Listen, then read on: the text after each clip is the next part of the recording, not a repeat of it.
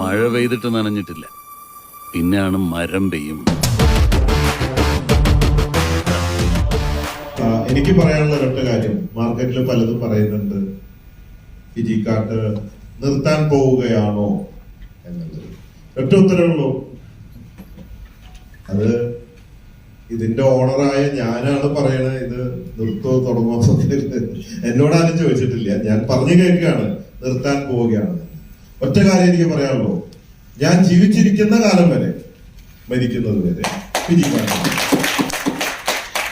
കാരണം ഫിജിക്കാട്ടിനെ വെറൊരു ബിസിനസ് മാത്രമായിട്ടല്ല കാണുന്നത്.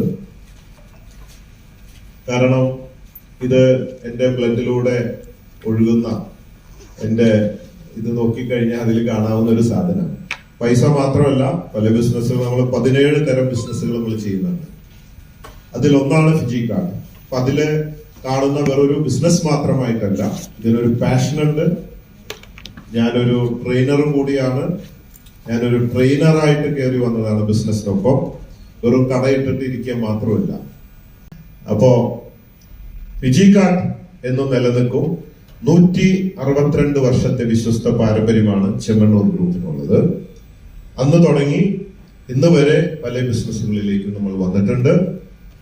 ലാഭം കൂടിയതും കുറഞ്ഞതും ഒക്കെ എല്ലാ ടൈപ്പ് ബിസിനസ്സും നമുക്കുണ്ട്. അപ്പോ ഫിജിക്കാട്ട് എന്ന പ്രസ്ഥാനം ഫിജിക്കാട്ട് എന്നുള്ള ലാഭം മാത്രം കൊണ്ട് നിലനിർത്തിയിട്ടല്ല, പണിതിട്ടുള്ളതല്ല. അത് അടിത്തറയിട്ട് പണിതിട്ടുള്ളതാണ്. അതുകൊണ്ട് നമുക്ക് ശക്തമായിട്ട് മുമ്പോട്ട് പോവാം.